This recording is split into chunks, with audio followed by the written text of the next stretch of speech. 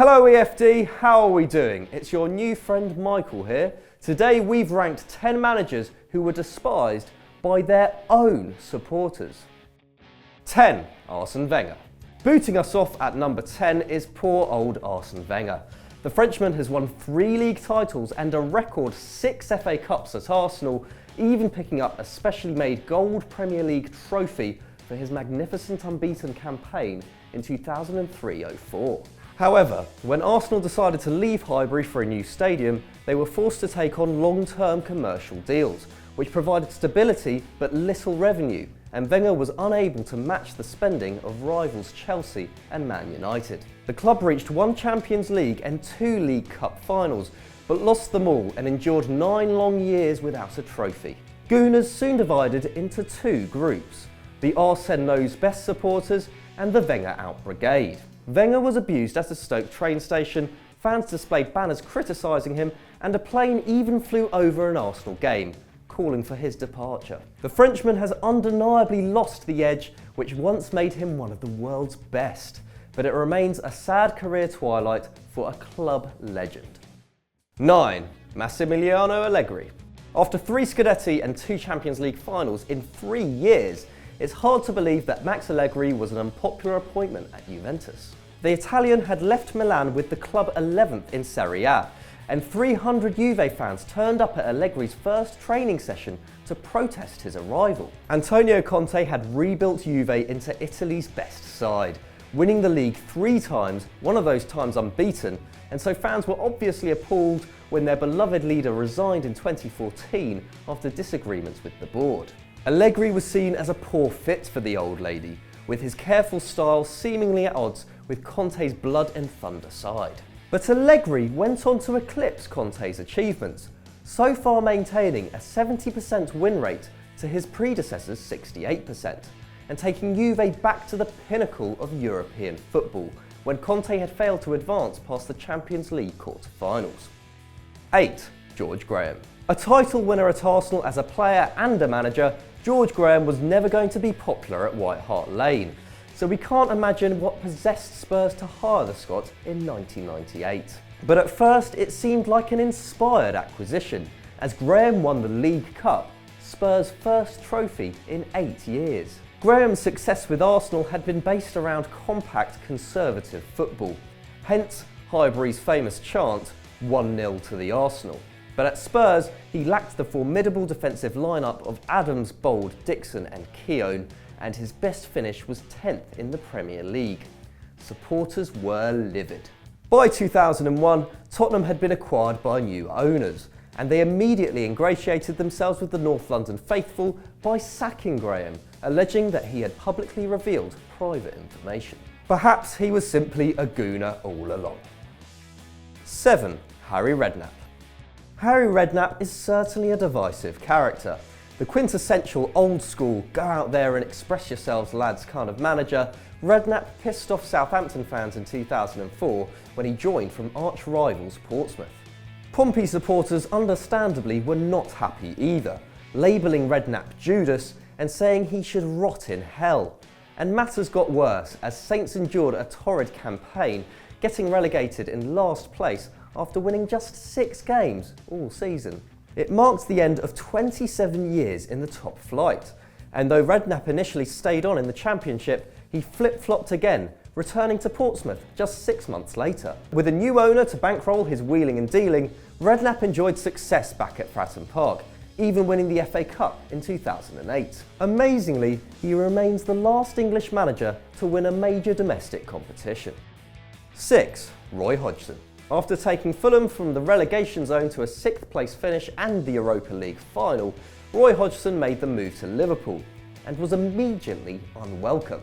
A man who made his name in Sweden and Denmark didn't fit the Reds' view of themselves as sleeping giants, and club hero Kenny Dalglish's public interest in the job made matters worse. But the veteran manager certainly didn't help himself as he went about some horrendous transfer business. His acquisitions included Brad Jones, Paul Konchesky and Joe Cole, and he even re-signed fullback Fabio Aurelio, who had been released by Liverpool just weeks earlier. The Reds played dull and unimaginative football, and when the club slipped to 3rd from bottom after 7 games, Hodgson even suggested the team might face relegation. Unsurprisingly, he was sacked after just 31 games, the shortest reign in Liverpool's history. 5. Alan Mullery.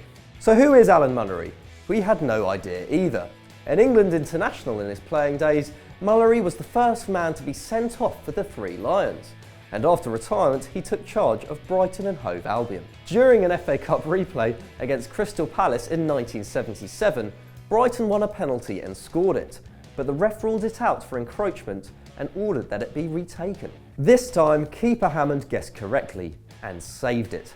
Brighton went on to lose 1-0, and Mullery registered his disgust by flicking a V sign at the Palace fans, throwing a handful of change on the ground and saying, "You're not worth that."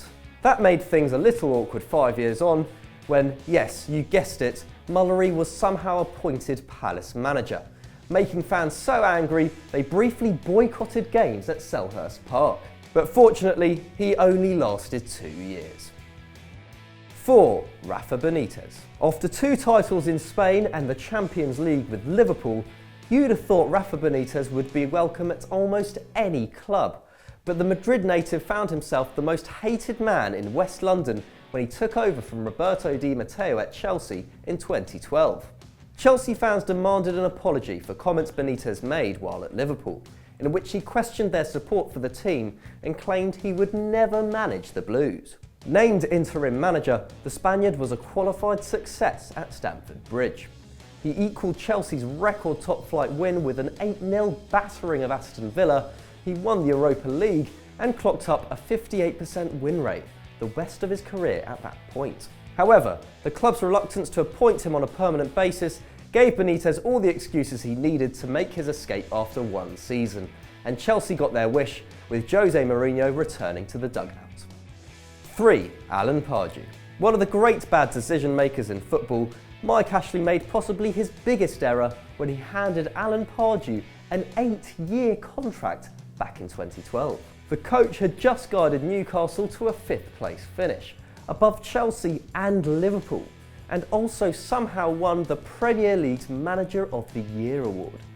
But alas, his luck was about to turn. The next year, Newcastle took 24 fewer points, falling to 16th, and they fared no better the following season, losing 15 of 21 matches over the second half of the campaign.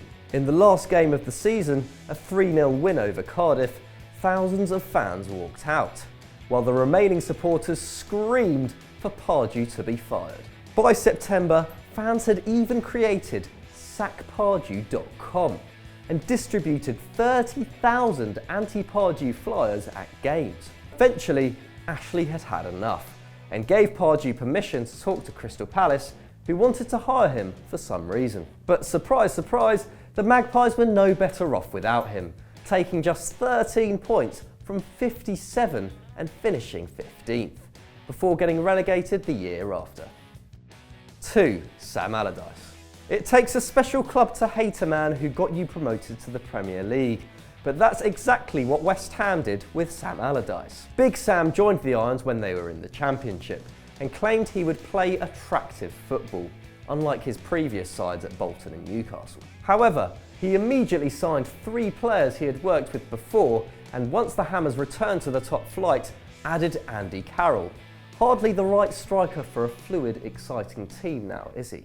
Fans protested with a banner reading "Fat Sam out, killing WHU," and the club hierarchy brought in Teddy Sheringham as attacking coach to add some flair to the front line. But guess what? It didn't work out.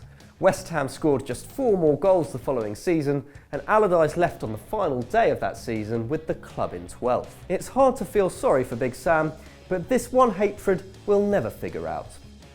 1. Brian Clough. In 1974, Brian Clough was not yet a legendary manager.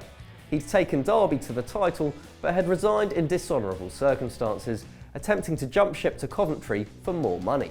He then had a poor spell at Brighton, losing more games than he won and finishing 19th. So when he rocked up at Leeds, there was understandably plenty of scepticism. To make matters worse, Clough had a history with the Peacocks, calling them cheaters just weeks earlier and suggesting that they be relegated for their foul play. In his first training session, he told his players, "You can throw your medals in the bin because they were not won fairly." With that classic quote aside, things did not go well.